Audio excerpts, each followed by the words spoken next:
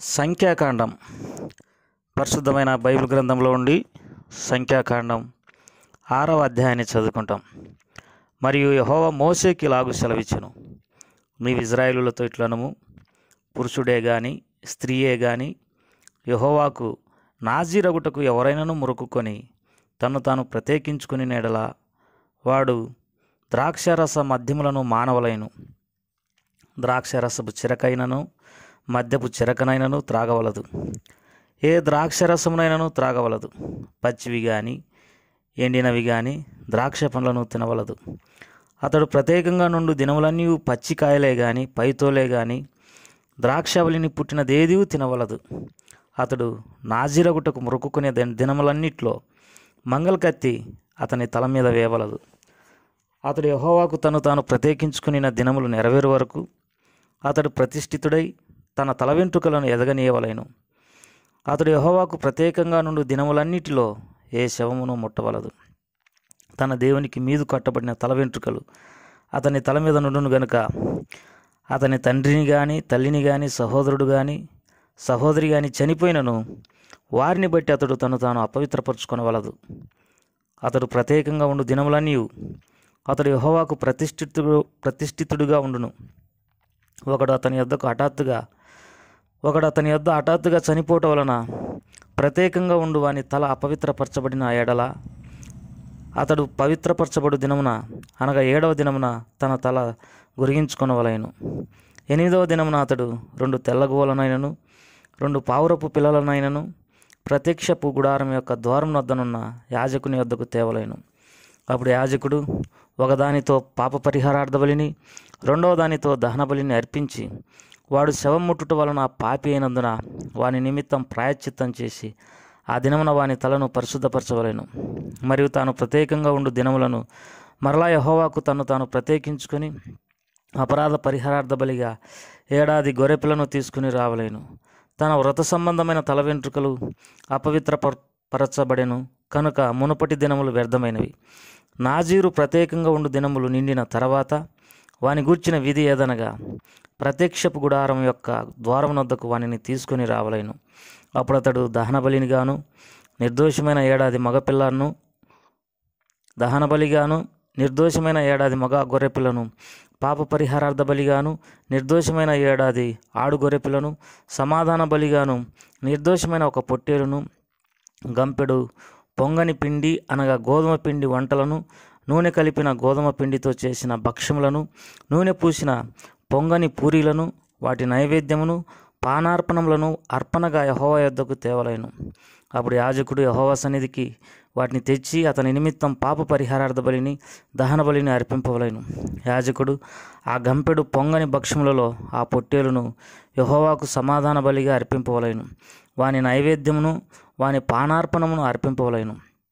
అప్పుడు నాజీరు ప్రత్యక్షపు గుడారం యొక్క ద్వారం వద్ద తన వ్రత సంబంధమైన తన వెంట్రుకలు గొరిగించుకొని ఆ వ్రత సంబంధమైన తన వెంట్రుకలు తీసుకొని సమాధాన బలి ద్రవ్యం క్రిందనున్న అగ్నిలో వేయవలెను. మరియు యాజకుడు ఆ పొట్టేలు యొక్క వండిన జబ్బను ఆ గంపలో నుండి పొంగని 1 భక్ష్యమును పొంగని 1 పూరిని తీసుకుని నాజీరు తన వ్రత సంబంధమైన వెంట్రుకలు గురిగించుకుని పిమ్మట అతని చేతుల మీద వాటిని ఉంచవలేను. తర్వాత యాజకుడు యెహోవా సన్నిధిని అల్లాడింపబడు అర్పణముగా వాటిని అల్లాడింపవలేను. అల్లాడింపబడు బోరతోనూ ప్రతిష్ఠితమైన జబ్బతోనూ అది యాజకునికి ప్రతిష్ఠితమగును. తర్వాత ఆ నాజీరు ద్రాక్షరసం తాగవచ్చును. మొక్కుకొనిన నాజీరు తన కలిమి కొలది ఇచ్చు దాని గూర్చిన విధియు అతడు నాజీరై ఉన్నందున యెహోవాకు అర్పింపవలసిన దాని గూర్చిన విధియు ఇవే. తాను మొక్కుకొనిన మొక్కుబడి చొప్పున నాజీరును గూర్చిన విధిని బట్టి ఇదంతయు చేయవలెనని చెప్పుము. యెహోవా మోషేకి ఇలాగ సెలవిచ్చెను, నీవు అహరోనుతోనూ అతని కుమారులతోనూ ఇలాగనుము, మీరు ఇశ్రాయేలులను ఇలాగూ దీవింపవలెను. యెహోవా నిన్ను ఆశీర్వదించి నిన్ను కాపాడునుగాక. యెహోవా నీకు తన సన్నిధిని ప్రకాశింపజేసి నిన్ను కరుణించునుగాక. యెహోవా నీ మీద తన సన్నిధి కాంతి ఉదయింపజేసి నీకు సమాధానం కలుగజేయునుగాక. అట్లు వారు ఇశ్రాయేలుల మీద నా నామం ఉచ్చరించడం వలన నేను వారిని ఆశీర్వదించదను. ప్రార్థన చేసుకుంటాం. ప్రేమగల తండ్రి, దయగల ప్రభా, మీకెంతో 4 స్తోత్రములు. మీరు మాకు ఎంతైనా నమ్మదగినటువంటి దేవుడు, మేము ఆధారపడదగినటువంటి దేవుడు, మాకు సహాయపడేటటువంటి దేవుడు, మాకు బలమును మరి ఆశీర్వాదం అనుగ్రహించేటటువంటి దేవుడు. సంఖ్యాకాండం 6వ అధ్యాయాన్ని చదువుకోవడానికి సహాయపడుతున్నావు. మరి ఇందులో కొన్ని వాక్య భాగాలను ధ్యానించడానికి సహాయం చేయండి. నీ ప్రజలకు ఆశీర్వాదం దయచేయండి. యేసు ప్రభువారి నామం పేరట స్తుతించి ప్రార్థించి అడిగి పెట్టుకుంటున్నాం తండ్రి, ఆమేన్. ప్రియమైన సోదరి సోదరులారా, ఈ సంఖ్యాకాండం 6వ అధ్యాయంలో 2 సంగతులను మనం ముఖ్యంగా గమనించవచ్చు. 6వ అధ్యాయం 2వ వచనంలో నాజీరగుటకు అంటే ప్రత్యేకంగా ఉండుటకు అనేటటువంటి మాటను మనము గమనించవచ్చును.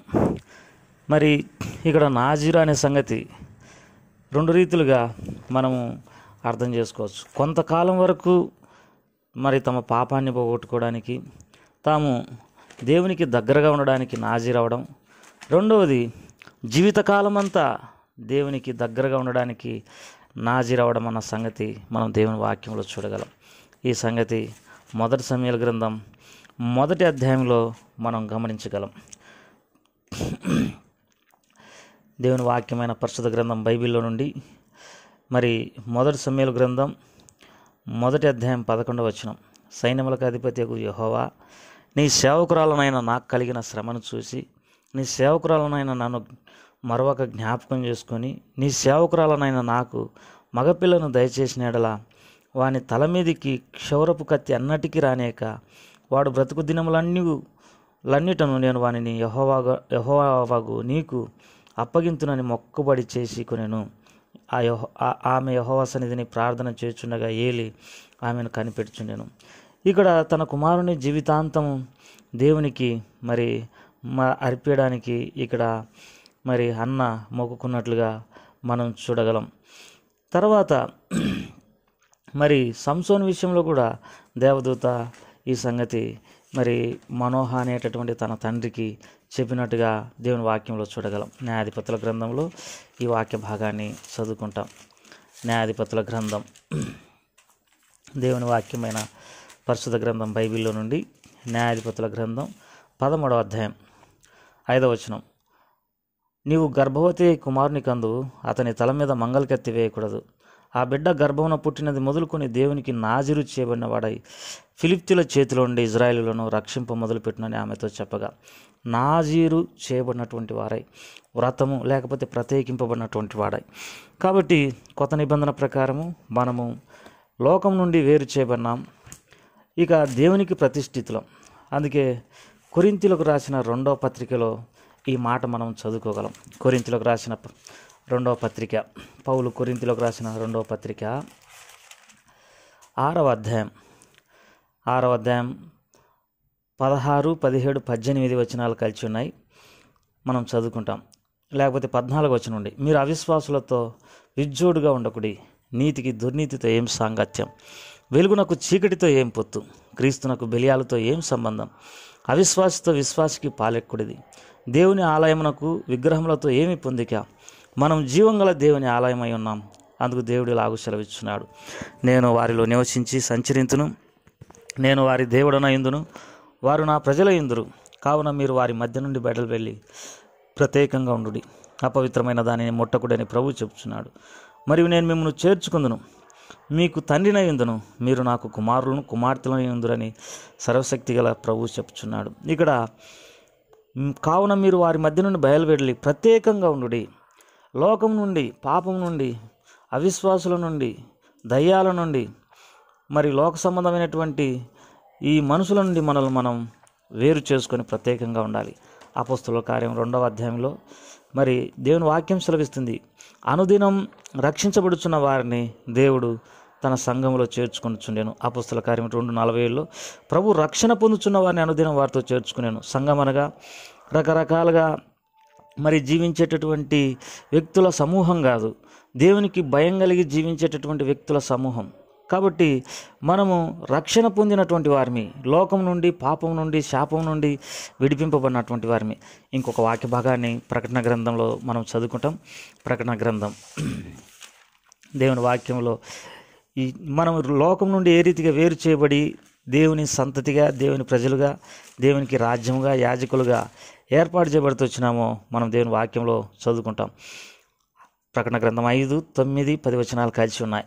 ఆ పెద్దలు, నీవు ఆ గ్రంథంను తీసుకుని దాని ముద్రను ఇప్పుడకు యోగ్యుడవు, నువ్వు వధింపబడిన వాడవై నీ రక్తం ఇచ్చి ప్రతి వంశంలోనూ ఆయా భాషలు మాట్లాడేవారిలోను ప్రతి ప్రజలోను ప్రతి జనంలోనూ దేవుని కొరకు మనుషులు అనుకుని వారిని మా దేవునికి ఒక రాజ్యంగాను యాజకులుగాను చేస్తేవి గనక వారు భూలోకం ముందు ఏలుదురని కొత్త పాట పాడదురు. ప్రియమైన సోదరి సోదరుడా, కొంతకాలం వరకే నువ్వు ప్రత్యేకించబడలేదు. జీవితాంతము దేవునికి ప్రత్యేకంగా మరి ఉండడానికి దేవుడు నిన్ను ఏర్పరచుకున్నాడు. అందుకే మూర్ఖమైన వక్రజనం నుండి మీరు వేరై రక్షణ పొందడానికి దేవుని వాక్యమందు రాయబడి ఉన్నది. మీరు లోకములో జ్యోతుల వలె అందరికీ వేరుగా ప్రత్యేకంగా ఉండడానికి దేవుని వాక్యం సెలవిస్తుంది. ఈ సంగతిని మనం మనసులో పెట్టుకోవాల్సినటువంటి వారం అంటున్నాం. రెండవది, యాజకులు ఏ రీతిగా దీవించాలని ఇక్కడ రాయబడింది. సంఖ్యాకాండం 6:22. యెహోవా మోషేకి ఇలాగ సెలవిచ్చెను, నీవు అహరోనుతోనూ అతని కుమారులతో ఇలాగను. 23వ వచనం నుండి, మీరు ఇశ్రాయేలులను ఇలాగూ దీవింపవలెను, యెహోవా నిన్ను ఆశీర్వదించి నిన్ను కాపాడును గాక, యెహోవా నీకు తన సన్నిధిని ప్రకాశింపజేసి నిన్ను కరుణించును గాక, యెహోవా నీ మీద తన సన్నిధి కాంతి ఉదయింపజేసి నీకు సమాధానం కలుగజేయును గాక. అట్లు వారు ఇశ్రాయేలుల మీద నా నామం ఉచ్చరించడం వల్ల నేను అతన్ని ఆశీర్వదించదను. ప్రియులారా, దేవుని సేవకులైనటువంటి వారు అందరినీ దీవించి వారు ఆశీర్వదించబడాలని కోరుకునేవారుగా ఉండాలి. ప్రభు ఆ రీతిగా కృప చూపించును గాక. ప్రభు మా ప్రియుల కుటుంబాలను దీవించండి, వారి సమస్యలన్నీ పరిష్కారం చేయండి. యేసు ప్రభువారి నామం పేరిట అడిగి వేడుకుంటున్నాం తండ్రి, ఆమేన్.